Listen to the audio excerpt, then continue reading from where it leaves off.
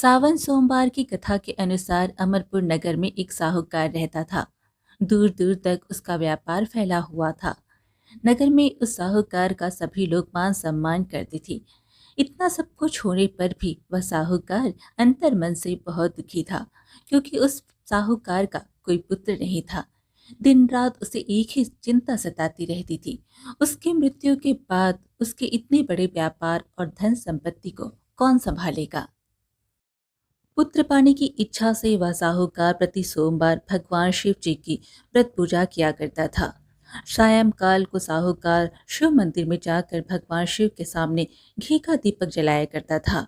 उस साहूकार की भक्ति देखकर एक दिन पार्वती जी ने भगवान शिव से कहा, हे प्राणनाथ, यह साहूकार आपका सच्चा भक्त है।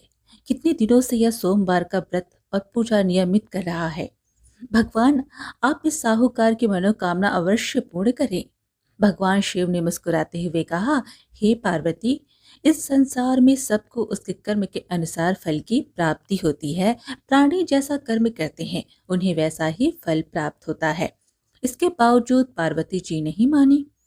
उन्होंने आग्रह करते हुए कहा, नहीं प्राणनाथ, आपको इस साहूकार की इच्छा पूरी करनी ही पड़ेगी। यह आपका अनन्य भक्त है। प्रति सोमवार आपका विधिवत व्रत रखता है और पूजा अर्चना के बाद आपको भोग लगाकर एक समय भोजन ग्रहण करता है।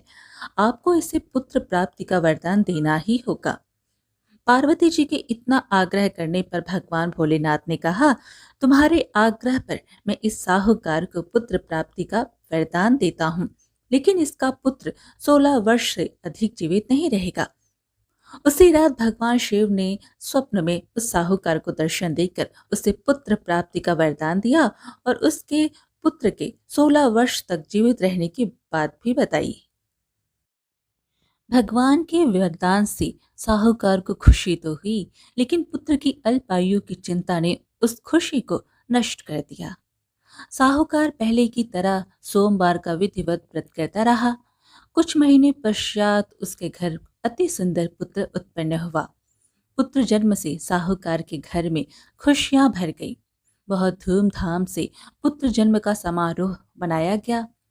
साहूकार को पुत्र जन्म की अधिक खुशी नहीं हुई, क्योंकि उसे पुत्र की अल्पायु के रहस्य का पता था। यह रहस्य घर में किसी को नहीं मालूम था। विद्वानों ब्राह्मणों ने उस पुत्र का नाम अमर रखा। जब अमर 12 वर्ष का हुआ तो शिक्षा के लिए उसे काशी भेजने का निश्चय हुआ। साहूकार ने अमर के मामा को बुलाया और कहा कि अमर को शिक्षा प्राप्त करने के लिए काशी छोड़ाओ। अमर अपने मामा के साथ शिक्षा प्राप्त करने के लिए चल दिया। रास्ते में जहां भी अमर और उसके मामा रात्रि विश्राम के लिए ठहरते, वहीं यज्ञ करते और ब्राह्मणों को भोजन कराते थे। लंबी यात्रा के बाद मामा भांजे एक नगर में पहुंचे। उस नगर के राजा की कन्या के विवाह की खुशी में पूरे नगर को सजाया गया था। निश्चित समय पर बारात आ गई, लेकिन वर का पिता अपने बेटे के एक आंख से काने होने के कारण बहुत चिंतित था। उसे इस बात का भय सता रहा था कि राजा को इस बात का पता चलने पर कहीं वह विवाह से इनकार न कर दे। इससे उसकी बदनामी होगी। वर के पिता ने अमर को देखा तो उसके मस्तिष्क में एक विचार आया।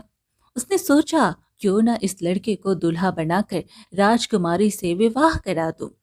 विवाह के बाद इसको धन देकर विदा कर दूंगा और राजकुमारी को अपने नगर में ले जाऊंगा। वर के पिता ने इसी संबंध में अमर के मामा से बात की। मामा ने धन मिलने के लालच में वर के पिता की बात स्वीकार कर ली। अमर को दूल्हे के वस्त्र पहनाकर राजकुमारी चंद्रिका से विवाह करा दिया गया। राजा ने बहुत सा धन देकर राजकुमारी को विदा किया। अमर जब लौट रहा था तो सच नहीं छिपा सका और उसने राजकुमारी की ओढ़नी पर लिख दिया, राजकुमारी चंद्रिका, तुम्हारा विवाह तो मेरे साथ हुआ था। मैं तो काशी में शिक्षा प्राप्त करने जा रहा हूँ। अब तुम्हें जिस नवयुवक की पत्नी बनना पड़ेगा वह कान्हा है। जब राजकुमारी ने अपनी ओढ़नी पर लिखा हुआ पढ़ा तो उसने काने लड़के के साथ जाने से इनकार कर दिया। राजा ने सब बातें जानकर राजकुमारी को महल में रख लिया। उधर अमर अपने मामा के साथ काशी पहुंच गया। अमर ने गुरुकुल में पढ़ना शुरू कर दिया।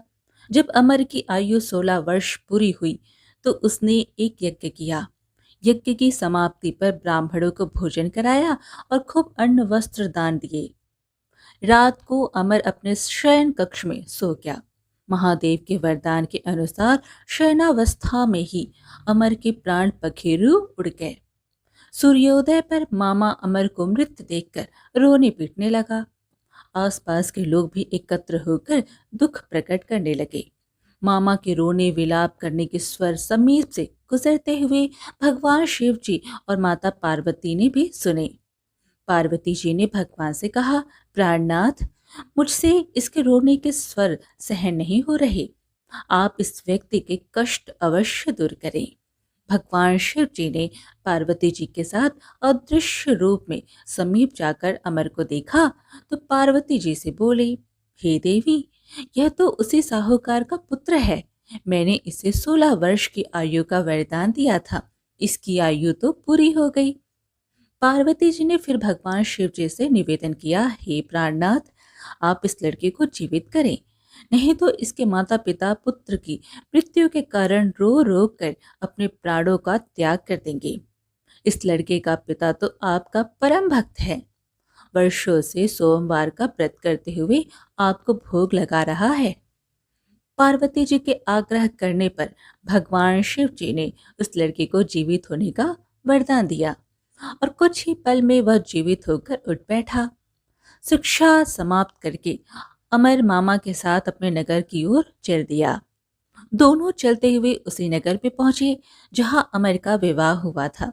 उस नगर में भी अमर ने यज्ञ का आयोजन किया। समीप से गुजरते हुए नगर के राजा ने यज्ञ का आयोजन देखा। राजा ने अमर को तुरंत पहचान लिया। यज्ञ समाप्त होने पर राजा अमर और उसके मामा को महल में ले गया और कुछ दिन उन्हें महल में रखकर बहुत सा धन वस्त्र देकर राजकुमारी चंद्रिका के साथ विदा किया। रास्ते में सुरक्षा के लिए राजा ने बहुत से सैनिकों को भी साथ भेजा। मामा ने नगर में पहुंचते ही एक दूत को घर भेजकर अपने आगमन की सूचना भेजी। अपने बेटे अमर के जीवित वापस लौटने की सूचना से साहूकार बहुत प्रसन्न हुआ। साहूकार ने अपनी पत्नी के साथ स्वयं को एक कमरे में बंद कर रखा था। भूखे प्यासे रहकर साहूकार और उसकी पत्नी बेटे की प्रतीक्षा कर रहे थे। उन्होंने प्रतिज्ञा कर रखी थी कि यदि उन्हें अपने बेटे की मृत्यु का समाचार मिला तो दोनों अपने प्राण त्याग देंगे। साहूकार अपनी पत्नी और मित्रों के साथ नगर के द्वार पर पहुंचा। अपने बेटे के विवाह का समाचार सुनकर पुत्रवधू राजकुमारी चंद्रिका को देखकर उसकी खुशी का ठिकाना न रहा। उसी रात भगवान शिव ने साहूकार के स्वप्न में आकर कहा, हे श्रेष्ठी, मैंने तेरे सोमवार के व्रत करने और व्रत कथा सुनने से प्रसन्न होकर तेरे पुत्र को लंबी आयु प्रदान की है। साहूकार बहुत प्रसन्न हुआ।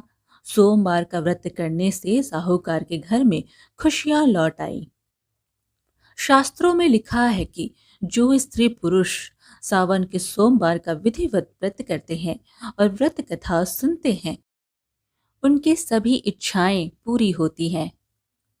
दोस्तों, आज की कहानी कैसी लगी हमें ज़रूर बताइएगा और साथ ही ऐसी कहानियाँ सुनने के लिए हमारे चैनल को सब्सक्राइब कर लीजिएगा। धन्यवाद।